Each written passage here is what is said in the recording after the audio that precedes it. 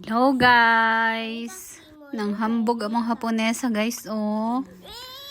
Naubos daw niya lahat yung ubento niya guys. Napakita niya sa akin. Ay, kawai so ne kabang ne. Chanto. Ay, naku naman talaga. Ayusin mo yung maayos. Ano yan? What is that? Ito? Isite? Ah, ito, Mama Orishi wa.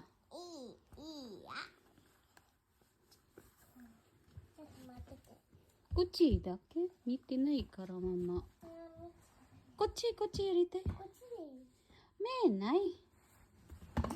Ay, kada gagkuan ni mo oy, arte ni mo oy.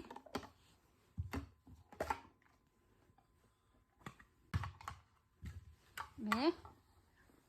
Ah, demo tapi chow. Sagoy wa. Naubos niya daw lahat, guys. Sugoy. Oishikatta? Honto ni? Honto ni? Orishi.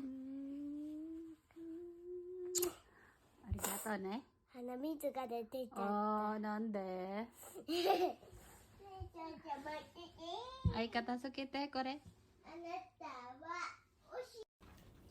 Labas daw siya muna saglit guys kasi nakalimutan niyang diligan yung niya.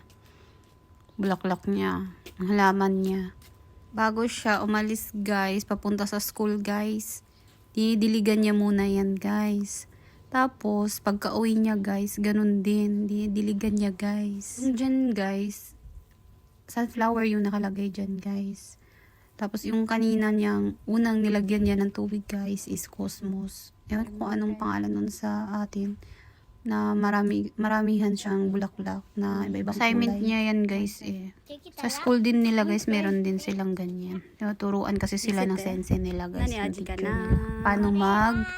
Paano tanim ng halaman. Ayan, dahil very good siya ngayon guys. Kasi naubos niya yung pagkain niya. May uyatsu siya guys, may snacks siya. Kaya binilhan ko siya ng ice cream. Tapos bumili na lang din ako ng sa akin. Grabe, ang init na din dito guys sa Japan guys. Kaya masarap din kumain ng ice cream. Guys, gusto ko pala mag-thank you sa mga nanonood sa amin guys. Salamat sa inyo. Salamat sa suporta guys. Sa mga tough fan namin guys. Salamat sa inyo guys. Salamat sa araw-araw na pag-engage.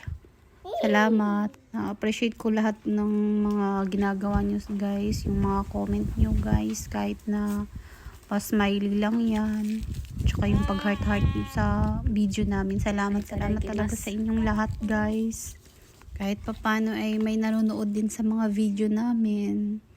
Hindi naman talaga totaling vlog na guys. Kasi yung mga video lang namin dito na gusto ko lang i-upload. Ganun. Yung konting update sa buhay namin kasi nga yung family ko sa Pinas guys, para may update naman sila sa amin guys, lalo na yung mama at papa ko guys, para makita naman nila yung apo nila guys araw-araw.